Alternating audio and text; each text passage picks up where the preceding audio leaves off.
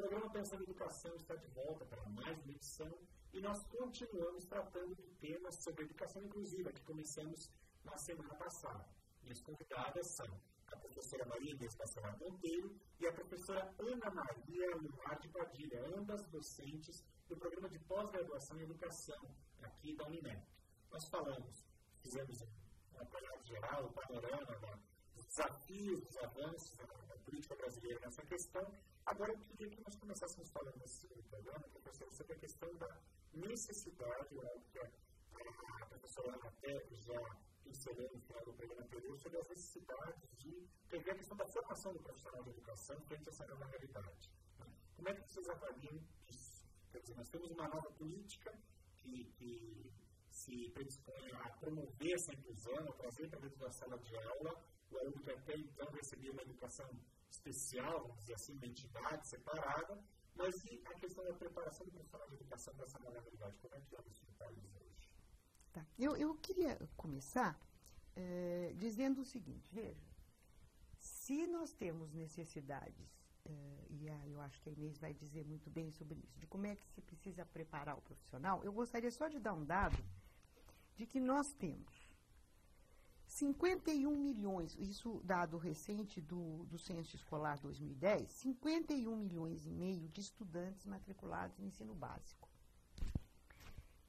5 a 10% é estimado que tenham necessidades especiais.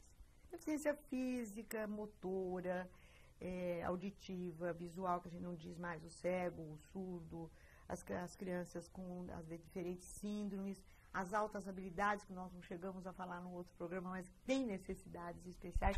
Estima-se de 10 a 5 milhões. Veja, o dado conta aqui que temos 700 mil matrículas só no Brasil. Veja, se para essas 700 mil, que deveriam ser de 5 a 10 milhões, nós não temos profissionais suficientes preparados.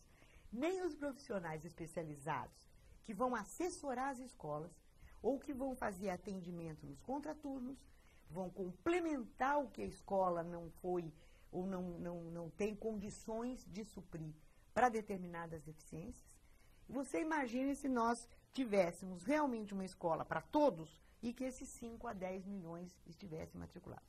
Isso é mais ou menos para começar a falar de que necessidades nós estamos dizendo, porque nós estamos dizendo de grandes necessidades. Podemos até tratar de algumas coisas micro, mas há grandes necessidades. Tem muita gente fora.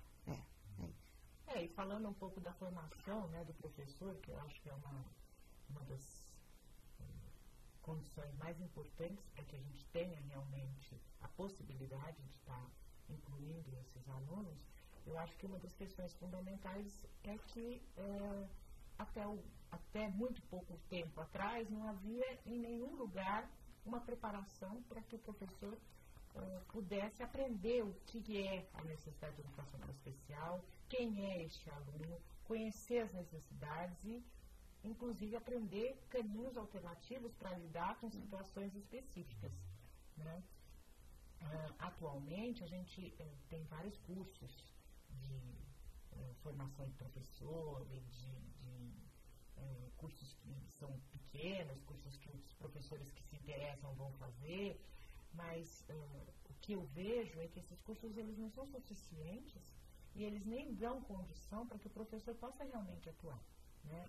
O ideal é que nos cursos de formação na universidade, os cursos de formação do professor, nas licenciaturas, nos cursos de pedagogia, que se tenha dentro desses cursos essa preocupação de que nós temos alunos com uma diversidade enorme dentro das escolas e que precisam ser atendidos nas necessidades deles, né? Então, a gente vê, por exemplo, já hoje, alguns cursos com a iniciativa de, dentro da grade curricular, ter especificamente uma disciplina de educação inclusiva, o que é o caso, por exemplo, aqui da Uninep, dos cursos de letras, inglês e português, e agora também de algumas licenciaturas, né? História, filosofia, matemática, química, também com essa disciplina de educação inclusiva. embora ainda seja uma disciplina específica dentro de um curso de 2 créditos em cada semestre, são 2 semestres, 2 créditos, 2 créditos teóricos, 2 créditos práticos, o que é muito pouco, né? Se eu for pensar como é que os 2 créditos, que são 2 horas semanais, eu vou dar cegos, surdos, autistas, deficientes mentais, né? Os superdotados, ou enfim, é uma qualidade de deficiente físico, como é que a gente vai abordar todas essas questões e dar instrumentos para que o aluno possa realmente estar preparado para, quando se formar, quando for professor, poder atuar dentro da escola. Então, ainda é muito pequeno, mas a gente já vê uma iniciativa e uma possibilidade, né, de se ter dentro da formação do profissional, especificamente uma preocupação com a formação dos professores. Agora, isso não está no Brasil, né? Isso está em algumas universidades. Né? O Sul tem algumas, Santa Catarina, né? Principalmente, Porto Alegre, Minas, enfim, algumas universidades, Rio de Janeiro, mas isso ainda não se configura como parte obrigatória da formação do licenciando que está querendo se tornar professor, seja professor de crianças menores ou professor universitário. Né? Libras também, né, Inês? Tem aqui na Unimep o curso de Libras.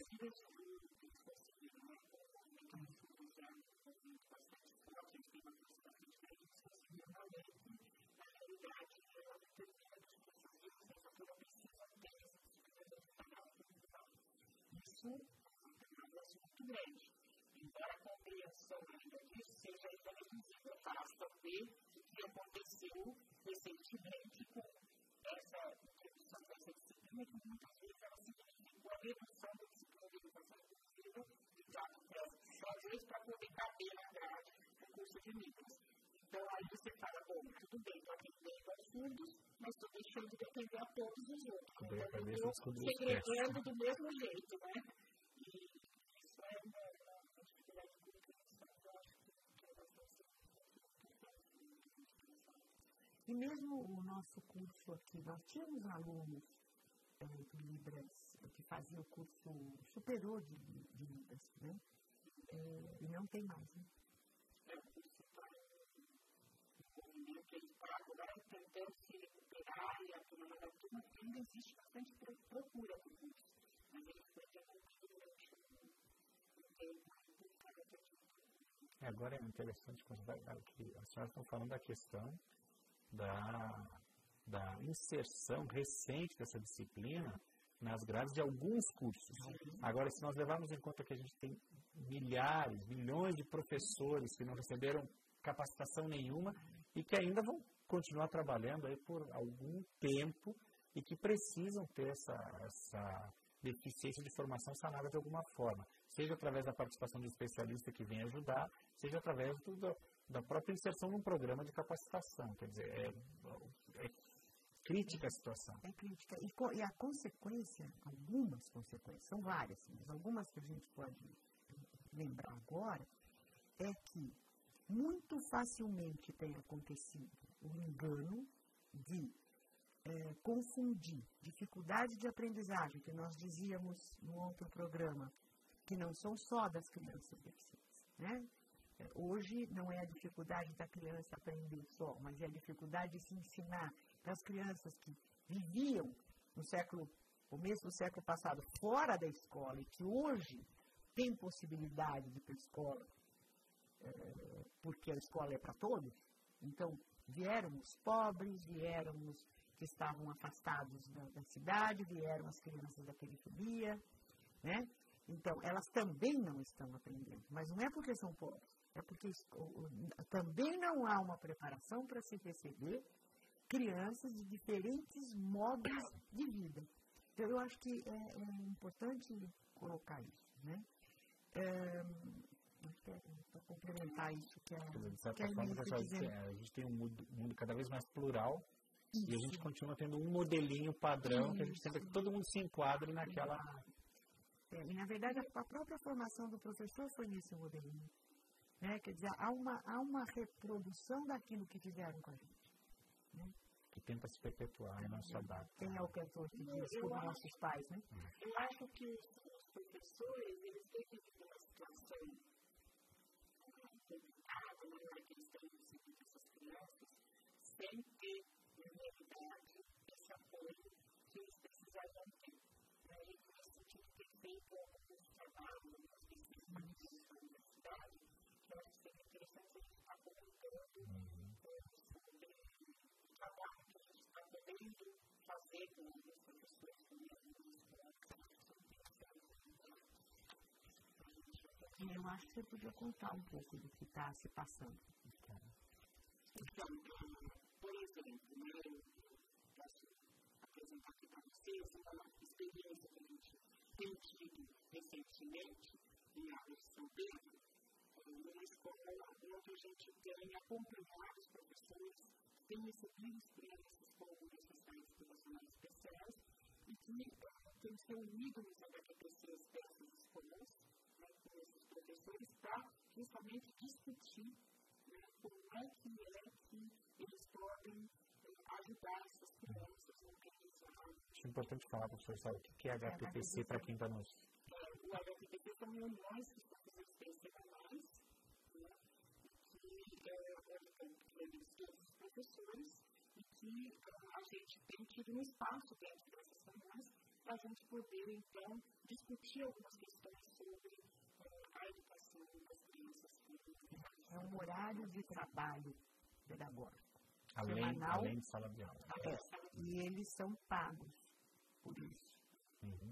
Nós vamos para o nosso intervalo e já voltamos. Não saia daí.